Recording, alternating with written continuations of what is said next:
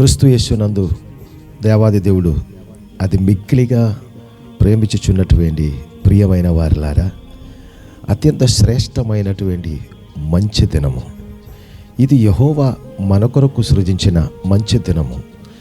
ఈ దినము తండ్రి చిత్తం అందరూ కూడా ఆనందములో ఉండాలి, ఐశ్వర్యములో ఉండాలి. దేవుని చిత్తం అదే. మీరు నమ్మినట్లయితే, ఈ జీవవచనం మీరు నమ్మినట్లయితే, మీ మనసులో ఉన్నటువంటి బాధలు దేవుడు తొలగించి మీకు ఐశ్వర్యము, ఆనందము ఈ దినము దేవుడు కలిగచేస్తాడు. ఎందుకంటే మనకి ఈ శ్రేష్టమైనటువంటి పరిచర్య ఉద్దేశమే మొదటి పేతురు గ్రంథము 3వ అధ్యాయము 9 వచనములలో దేవాది దేవుడు మనతో మాట్లాడిన వచనమే దీనికి ఆధారం. మనమందరం ఆశీర్వాదమునకు వారసులు. దేవాది దేవుడు ఆశీర్వదించినటువంటి సమస్త ఆశీర్వాదమునకు మనము వారసుడే, మీరు వారసుడే. మీరు అది నమ్మినప్పుడు ఈ ఆశీర్వాదాలన్నీ మీ మీదకి తప్పకుండా రావడం జరుగుతాయి. ప్రియమైన వారలారా, మీరు ఇప్పుడు దాకా దేవుని మహిమగల సన్నిధిలో చేసినటువంటి ప్రార్థన కూడా దేవుడు సఫలము చేస్తారు. ఈ ఆశీర్వాదమునకు వారసుడు అని ఆ వాక్యము మీరు మీలోనికి పెట్టినట్లయితే, మీ మీదకి పెట్టినట్లయితే తప్పకుండా మీరు ఆశీర్వదింపబడతాయి. కారణము, దేవాది దేవుడు ఒక్కసారి ఆశీర్వదించినట్లయితే అది తరతరాలు ఆశీర్వాదమే. కనుక జీవము గల దేవుని ఆశీర్వాదము ఈ శుభదినము ఉదయకాల సమయమే మీ మీదకి, మీ కుటుంబం మీదకి, మీ ప్రార్థన మీదకి రావునుగాక. నేను ప్రతిదినము మీ కొరకు ప్రార్థన చేసుకున్నాను. నాతో కలిసి ఈ ఉదయకాల సమయమే ఈ శ్రేష్టమైనటువంటి పరిచర్యలో పాలు పంపులు పొందుతున్నటువంటి ప్రతి వారి కొరకు నేను ఆత్మలో దేవుని సన్నిధిలో ప్రార్థన చేస్తాను, తప్పకుండా చేస్తాను. మనము ప్రారంభముగా చిన్న ప్రార్థన చేద్దాం.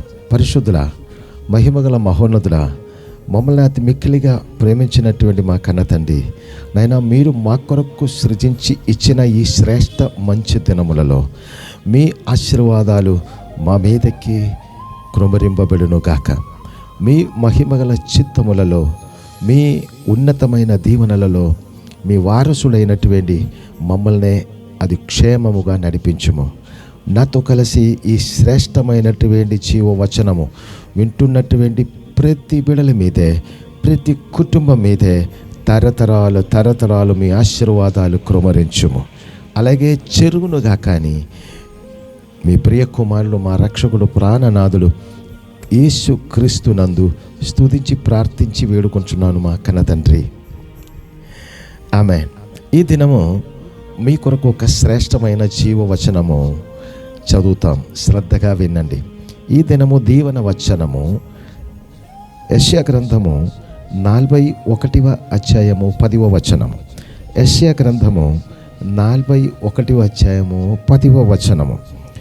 నీవు నా దాసుడవనియు నేను నిన్ను ఉపేక్షింపక ఏర్పరచుకొండిననియు నేను నీతో చెప్పియున్నాను. జీవమగల దేవుడు, సర్వలోక సృష్టికర్త అయినటువంటి మన కన్న తండ్రి మనతో చెప్పిన మాట ఏంటి? నీవు నా దాసుడవనియు నేను నిన్ను ఉపేక్షింపక, నేను నిన్నెన్నడూ ఉపేక్షించి నిన్ను త్రోసివేయరు. నేను నిన్ను ఉపేక్షింపక నిన్ను నేను ఏర్పరచుకొండిననియు నేను నీతో చెప్పి ఉన్నాను. దేవాది దేవుడవు నిన్ను ఏర్పరచుకున్నారట. దేవాది దేవుడవు నన్ను ఏర్పరచుకున్నారు. ఇప్పుడు ఈ ఉదయకాల సమయము జీవ వచనము ద్వారా మిమ్మల్ని బలపరచుటకు, మిమ్మల్ని ఆశీర్వదించుటకు, మీ దీవెనల కొరకు నన్ను దేవుడు ఏర్పరచుకున్నాను. కనుక ప్రియమైన వారలారా, దేవాది దేవుడు నిన్ను ఏర్పరచుకున్నారు కనుక, నన్ను ఏర్పరచుకున్నారు కనుక జీవ వచనము ద్వారా వాక్యమైన దేవుడవు, సాక్షాల్ సర్వలోక సృష్టికర్త, మీ మీద దీవెనలు పరిపూర్ణముగా నింపబడునుగాక. మీ ప్రార్థనలన్నీ సఫలమవునుగాక. మీ మంచి హృదయ కోరికలన్నీ చెరుగునుగాక. మీకు శుభమే చెరుగునుగాక. ఈ దినము మీకు కావలసిన దీవెనలన్నీ మీ దగ్గరికి తరలి రావునుగాక. మీ ముఖములలో మంచి చిరునవ్వు కలిగినట్లు శ్రేష్టమైన దీవెనలు మీ మీద నింపబడునుగాక. మీ పిల్లల మీద ఆశీర్వదింపబడునుగాక.